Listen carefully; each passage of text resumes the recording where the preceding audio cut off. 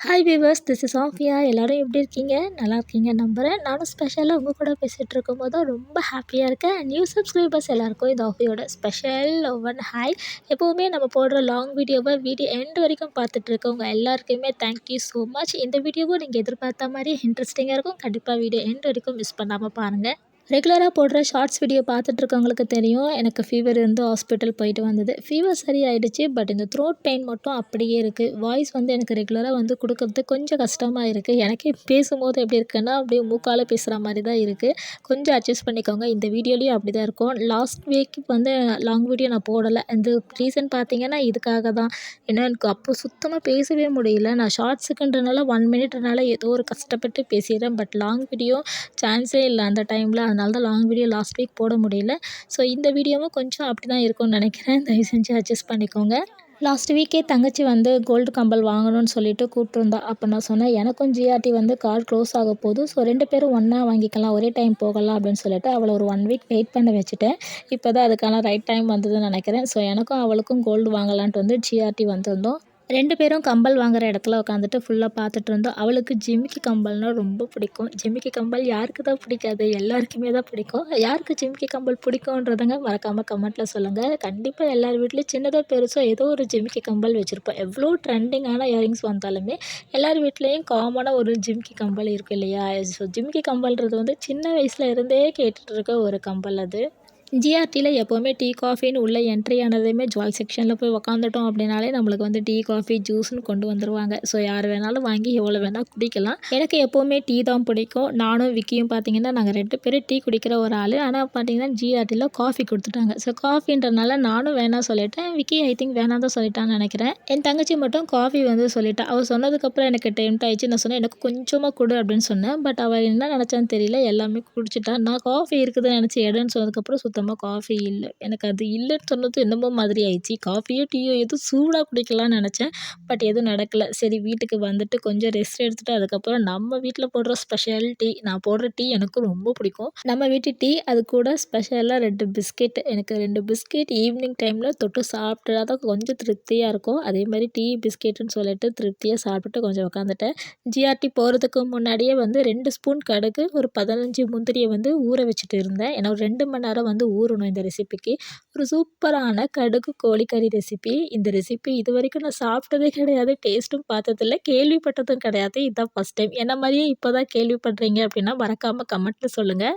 எனக்கு தெரிஞ்சவங்க ஒருத்தங்க நம்ம பாரிஸில் இருக்க மன்னடி ஹாட் டச் ஹோட்டலில் இந்த ரெசிபி ட்ரை பண்ணியிருக்காங்க போல். அங்கே நெய்ச்சோறுக்கு இந்த கடுகு கோழிக்கறி சைட் டிஷ்ஷாக கொடுப்பாங்களாம். டேஸ்ட்டு சூப்பராக இருந்துச்சுன்னு சொல்லிட்டு என்னை ட்ரை பண்ண சொல்லியிருந்தாங்க. அவங்க அங்கே சாப்பிட்டு பார்த்துட்டு அவங்க ஒரு ரெசிபி ட்ரை பண்ணியிருக்காங்க வீட்டில். ஸோ அதே மெத்தடை எனக்கு சொல்லியிருந்தாங்க. ஸோ நானும் வீட்டில் ட்ரை பண்ணேன். அந்த ரெசிபியை தான் உங்களுக்கு நான் ஷேர் பண்ண போகிறேன். பட் எக்ஸாக்ட் ரெசிபி இதுதானான்றதே எனக்கும் தெரியாது. கடுகு கோழிக்கறி யாராச்சும் டேஸ்ட் பண்ணியிருக்கீங்க, அந்த ரெசிபி தெரியும் அப்படின்னா நீங்கள் எனக்கு கமெண்ட்டில் சொல்லுங்கள். பட் நான் ட்ரை பண்ணதுக்கப்புறம் இதோட டேஸ்ட்டு பார்த்தீங்கன்னா ரொம்ப சூப்பராக இருந்துச்சு. அவங்க சொன்ன மாதிரியே நெய்ச்சோறுக்கு, சப்பாத்திக்கு, நான் ரொட்டிக்கெல்லாம் வேற லெவலில் இருக்கும். என்ன ஒரு விஷயம் அப்படின்னா, இந்த ரெசிபியை நம்மளால் சட்டெல்லாம் செய்ய முடியாது. கண்டிப்பாக ஒரு 3 மணி நேரமாச்சும் இருக்கும். ஏன்னா 1 ஹவர் நம்ம வறுத்து வச்சுருக்க எல்லா மசாலாவும் அந்த சிக்கனில் ஊறணும். ப்ளஸ் இந்த கடுகும் முந்திரியும் அட்லீஸ்ட் ஒரு 1 ஹவராவது ஊறியிருக்கணும். அப்படி இப்படின்னு சேர்த்தா கூட ஒரு 2 இல்லை 3 மணி நேரம் ஆகிடும் இந்த ரெசிபி செய்கிறதுக்கு. ஸோ மதியம் லஞ்சுக்கு நீங்கள் பண்ணுறீங்க அப்படின்னா காலையிலேயே இந்த வேலையை ரெடி பண்ணிடணும். இல்லை நைட்டுக்கு பண்ண போகிறீங்க அப்படின்னா மதியமே ரெடி பண்ணிடணும். 1/2 கேஜ் சிக்கன் தான் எடுத்திருக்கேன். 1/2 கேஜ் சிக்கனை மஞ்சள் உப்பு போட்டு நல்லா கழுவி வச்சுட்டேன். இந்த பக்கம் பார்த்தீங்கன்னா 2 ஸ்பூன் கடுகு, ஒரு 15 முந்திரியை ரொம்ப நேரமாகவே ஊறிடுச்சு எனக்கு. ஒரு 1 ஹவர் ஊறினா கூட ஓகே தான். அதுக்கப்புறம் காரத்துக்கு வரமிளகா, மிளகு, சீரகம், பட்டை, லவங்கம், ஏலக்காய், மராத்தி முக்கு, அன்னாச்சிப்பூ, சோம்பு, முழுதனியா, கல்பாசி இது எல்லாமே ஒரு சூடான பேனில் நல்ல மிதமான சூட்டில் நல்லா வறுத்து எடுத்துக்கோங்க. கருக விட்டுறக்கூடாது முக்கியமாக. நல்லா ரோஸ்ட் ஆனதுக்கப்புறம் ஆறுனதுக்கப்புறம் மிக்ஸி ஜாரில் மாற்றிட்டு அது கூட ஊற வச்ச கடுகு, முந்திரியும் சேர்த்து தண்ணி எதுவும் ரொம்ப சேர்க்காம லைட்டாக தெளித்து நல்ல ஒரு பேஸ்ட் மாதிரி அரைச்சி எடுத்துக்கணும். நல்லா வலுவலுன்னு அரைச்சி எடுத்துக்கோங்க. அரைச்சதுக்கப்புறமா சிக்கனில் வந்து ஊற வைக்கணும். சிக்கனில் ஆல்ரெடி மஞ்சள்தூள், உப்பு, அதுக்கப்புறம் இந்த பேஸ்ட்டு இது எல்லாமே சேர்த்து நல்லா மிக்ஸ் பண்ணி விட்டுக்கோங்க. இது கூடவே நீங்கள் இஞ்சி பூண்டு பேஸ்ட்டு கூட சேர்த்துக்கலாம். நான் வந்து அதுக்கப்புறம் தான் மறந்துட்டேன். அதுக்கப்புறம் வெங்காயம் வதக்கும்போது தான் சேர்த்துருக்கேன். பட் நீங்கள் இது கூடவே ஒரு ஸ்பூன் இஞ்சி பூண்டு பேஸ்ட்டு உங்கள் சிக்கனுக்கு தேவையான அளவுக்கு இஞ்சி பூண்டு பேஸ்ட்டு சேர்த்து நல்லா மிக்ஸ் பண்ணி கிட்டத்தட்ட ஒரு 1, 1.5 மணி நேரம் நீங்கள் ஊறிச்சு அப்படின்னா டேஸ்ட்டு சூப்பராக இருக்கும். நான் வந்து பார்த்திங்கன்னா எக்ஸ்ட்ரா ஒரு ஸ்பூன் வந்து தயிர் சேர்த்துருக்கேன். அவங்க வந்து தயிர் சொல்லலை, பட் நான் தயிர் சேர்த்துட்டேன். உங்களுக்கும் தயிர் சேர்த்துக்கோங்க. தயிர் சேர்த்தா கொஞ்சம் சிக்கன் சாஃப்ட்டாக இருக்கனால நான் சேர்த்துக்கிட்டேன். சிக்கன் கண்டிப்பாக 1 மணி நேரம் ஊறணும் இல்லையா? ஸோ அதனால் அதை ஊற வச்சுட்டு இந்த பக்கம் மார்க்கெட் வந்துட்டேன். மார்க்கெட் எதுக்கு வந்திருக்கேன் அப்படின்றத உங்களுக்கு வீடியோ எண்டிங்கில் சொல்கிறேன். பட் அங்கே வந்து அந்த வேலையை ஒழுங்காக பார்க்காம இந்த பக்கம் கலர் கலராக இருக்க கோலம் மாவு பார்க்க வந்துட்டேன். ஒரு வீடியோவில் கூட சொல்லியிருப்பேன், எனக்கு மார்கழி மாதம் ரொம்ப பிடிச்ச மாதம்னு. அதுக்கு ரீசன் வந்து இந்த கோலம் போடுறது தான். கலர் கலராக கோலம் போடுறது அது எனக்கு ஒன்றுவாங்க எனக்கு ரொம்ப பிடிக்கும். இப்போ இல்லை, அப்பத்துலேருந்து சின்ன வயசுலேருந்தே ரொம்ப பிடிக்கும். எங்கள் வீட்டிலலாம் யாருமே வந்து இந்த மாதிரி வாசலில் பெருக்கி கோலம் போடுற ஆளுங்கள்லாம் கிடையாது. பட் பக்கத்து வீட்டிலலாம் போடுறத நான் பார்த்துக்கிட்டு அவங்களுக்கெல்லாம் போயிட்டு கோலம் போட்டு கொடுத்துட்ருப்பேன். பட் இப்போ நான் எங்கள் வீட்டில் என்னோடய வாசலில் கோலம் போடும்போது எனக்கு வந்து அவ்வளோ குஷியாக இருக்குது.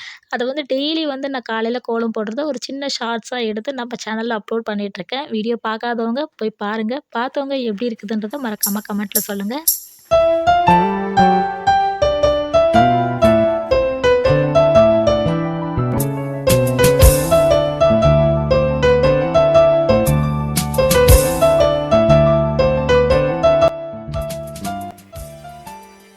எனக்கு பிடிச்ச மாதிரி மார்க்கெட்டில் கோலம் மாவுலாம் வாங்கிட்டு வீட்டுக்கு தேவையான ஐட்டம்ஸை கொஞ்சம் வாங்கிட்டு அங்கே ஒரு கடையில் நானும் ஹஸ்பண்டும் மறுபடியும் ஒரு டீ குடிச்சிட்டு வீட்டுக்கு வந்தாச்சு. வீட்டுக்கு வந்ததும் கரெக்டாக டைம் பார்த்திங்கன்னா ஒரு 2.5 மணி நேரம் ஆகிடுச்சு. அந்த 2.5 மணி நேரம் கறி வந்து நல்லாவே ஊறிட்டு இருந்தது. போகும்போதுமே நான் வந்து ஃப்ரிட்ஜில் தான் வச்சுட்டு போயிருந்தேன்.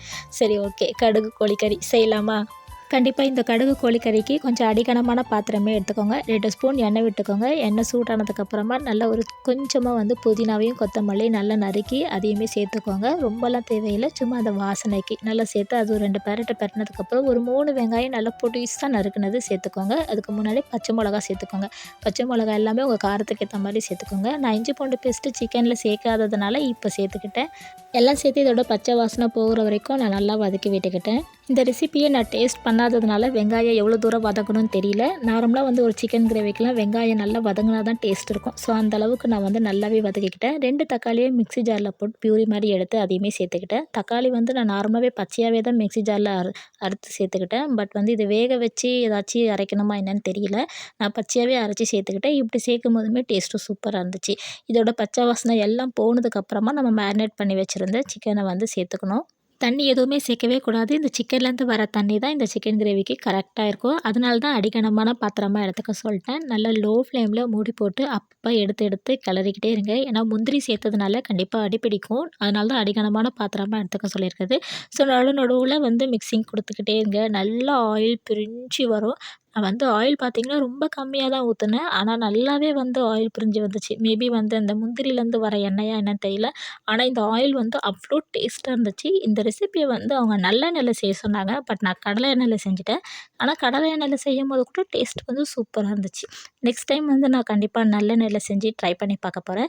இந்த கடுகு கோழிக்கறின்றதுனால மேபி கடுகு எண்ணெயில் செஞ்சால் கூட டேஸ்ட் வரும்னு நினைக்கிறேன். பட் எப்படின்னு தெரியல. எல்லா டைம்லேயும் வந்து நல்லெண்ணெய், கடுகு எண்ணெய் 2 எண்ணெயிலையும் ட்ரை பண்ணணும்.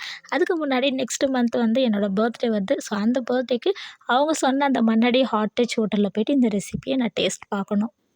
பெரிய வீடியோவில் வாய்ஸ் கொடுக்கவே கஷ்டமாக இருக்குது. சுடு தண்ணி குடிச்சிட்டு தான் வந்து கொடுத்துட்ருக்கேன். அப்படியே இன்னும் பேச தொண்டை அப்படியே எரியுது. கொஞ்சம் அட்ஜஸ்ட் பண்ணிக்கோங்க வாய்ஸு. அதே மாதிரி எனக்கு கறி வேகிறதுக்கு 10 நிமிஷம் ஆயிடுச்சு. அந்த 10 நிமிஷத்துக்கு அப்புறம் அந்த டேஸ்ட்டு பார்த்திங்கன்னா சூப்பராக இருந்தது. 10 நிமிஷமும் நல்லாவே ஆயில் பிரிஞ்சு வந்துச்சு. அந்த ஆயில் வந்து ஒரு புதுவிதமான டேஸ்ட்டாக இருந்துச்சு. கண்டிப்பாக வீட்டில் ட்ரை பண்ணுங்கள். ட்ரை பண்ணிவிட்டு எப்படி இருக்குன்னு எனக்கு மறக்காமல் கமெண்ட்டில் சொல்லுங்கள். நான் சொன்ன மாதிரி இது சப்பாத்தி, புல்கா, ஆன் ரொட்டிக்கு, நெய்ச்சோறுக்கெல்லாம் செம்ம அட்டகாசமாக இருக்கும். ரெசிபி செய்கிறது வந்து ரொம்ப வெரி சிம்பிள் தான். அது ஊற வைக்கிற டைம் தான் கொஞ்சம் அதிகமாகுதே தவிர மற்றபடி ரொம்ப சிம்பிளான ரெசிபி தான். இந்த வீக்கெண்டில் கண்டிப்பாக ட்ரை பண்ணி என்ஜாய் பண்ணுங்கள்.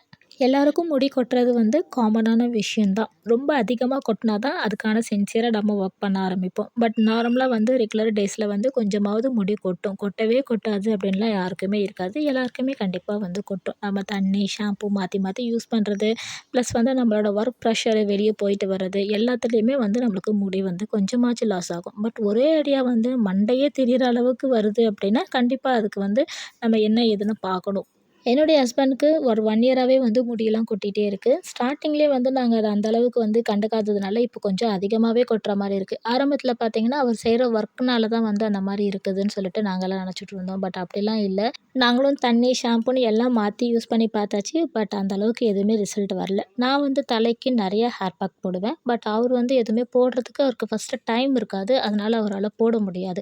நானும் ஹோம்மேடா ஏதாச்சும் ஆயில் ரெடி பண்ணி குடுக்கணும்னு சொல்லிட்டு, இந்த மருதாணி, கருவேப்பிலை, செம்பருத்தி பூவெல்லாம் வாங்கி வச்சு, காய வச்சு அத அரைக்கணும் அப்படின்னு பார்ப்பேன்.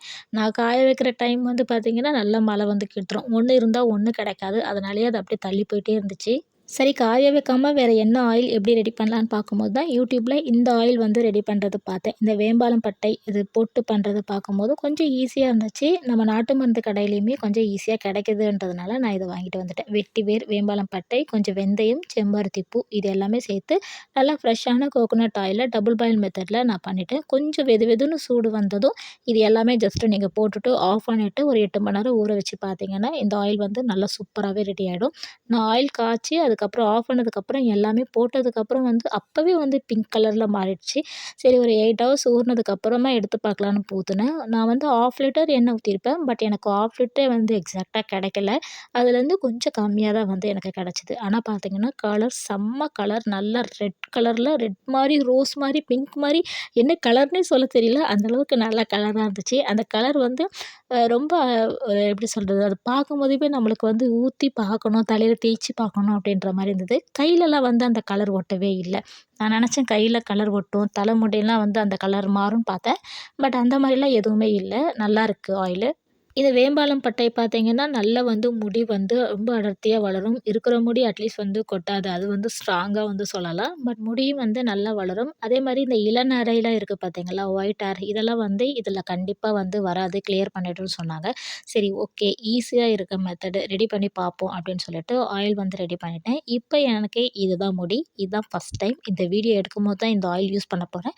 ஒரு 3 மந்த்து வந்து நான் அத கன்டின்யூ பண்ணிட்டு உங்களுக்கு எப்படி இருக்குதுன்றத நான் ரிசல்ட் வந்து உங்களுக்கு கண்டிப்பா சொல்றேன். எனக்கு ஜெனட்டிக்காவே முடி வந்து ரொம்ப நீளமான முடி தான். அதேமாரி ரொம்ப அடர்த்தியான முடி தான். நான் வந்து ஷார்ட்டா வந்து கட் பண்ணியிருக்கேன். 6 மந்த்ஸ் ஒன்ஸ் வந்து நான் ஷார்ட்டா கட் பண்ணிப்பேன். நான் ஆல்ரெடி ஷார்ட்டா இருப்பேனா, எனக்கு ஒரு வந்து நீளமான முடி வந்து நல்லா இருக்காது எனக்கு. அதனால சின்னதா இருந்தா எல்லா ட்ரெஸ்ஸுக்கும் வந்து சூட் ஆகும்னு சொல்லிட்டு 6 மந்த் ஒன்ஸ் கட் பண்ணிப்பேன். பட் இந்த ஆயில் யூஸ் பண்ணுறதுனால ஒரு 3 மந்த்ஸ் எப்படி இருக்குதுன்னு பார்க்கலாம். அதேமாரி ஆயில் வந்து எப்பவுமே ஒரு ஃப்ரெஷ்ஷா ஏதாச்சும் ரெடி பண்ணுறீங்க அப்படின்னா, எந்த ஒரு பேக்கா இருந்தாலும் சரி, கன்டினியூவா கன்சிஸ்டன்ட்டா போடணும். சும்மா ஒரு டைம் 2 வாட்டி போட்டுட்டு எனக்கு ரிசல்ட் வரலலாம் சொல்லக்கூடாது. ஸோ நீங்க அத கன்டினியூவா கன்சிஸ்டன்ட்டா போடும்போது உங்களுக்கு கண்டிப்பா வந்து ஒரு பெட்டர் ரிசல்ட் கிடைக்கும். நானும் இந்த ஆயில் ரெடி பண்ணியிருக்கேன். ஹஸ்பண்ட்க்கு, எனக்கு, பக்கத்துல எல்லாருக்கும் கொஞ்சம் ஷேர் பண்ணியிருக்கேன். எப்படி வளருதுன்னு பார்த்துட்டு உங்களுக்கு கூடிய சீக்கிரத்திலே ரிசல்ட் தரேன். எப்பவுமே வந்து ஆயில் தலையில அப்ளை பண்ணும்போது முதல்ல வந்து சிக்கு எடுத்துக்கோங்க. சிக்கு எடுத்ததுக்கப்புறமா ஆயில் அப்ளை பண்ணிட்டு மறுபடியும் வந்து இந்த மாரி உடன் சீப்பு இது வந்து வேப்ப மரத்தில செஞ்ச சீப்பு. இந்த சீப்புல ஒரு மசாஜ் குடுத்துப்பேன். நான் கையில ப்ரெஷர் குடுப்பேன் கொஞ்ச நேரம். அதுக்கப்புறம் இந்த சீப்புல மசாஜ் பண்ணும்போது நல்லாயிருக்கும். முக்கியமா வந்து இந்த கழுத்து பின்னாடி இந்த இடத்துல வந்து நல்லா மசாஜ் பண்ணுங்க. ஹஸ்பண்ட்க்கும் ஆயில் அப்ளை பண்ணிவிட்டு எப்படி முடி வளருதுன்றது சீக்கிரமா கூடிய சீக்கிரத்தில ஒரு வீடியோல அப்டேட் குடுக்குறேன். அண்ட் இந்த வீடியோ இதோட முடியுது. முக்கியமா அந்த கடுகு கோழி ரெசிபி ட்ரை பண்ணிட்டு எப்படி இருக்குன்னு கமெண்ட்ல சொல்லுங்க. அண்ட் டெய்லி மார்கழி மாசம் போடுற காலையில போடுற கோலம் வீடியோ நான் ஷார்ட்ஸா அப்லோட் பண்ணிட்டுருக்கேன். ஸோ மிஸ் பண்ணாம பாருங்க.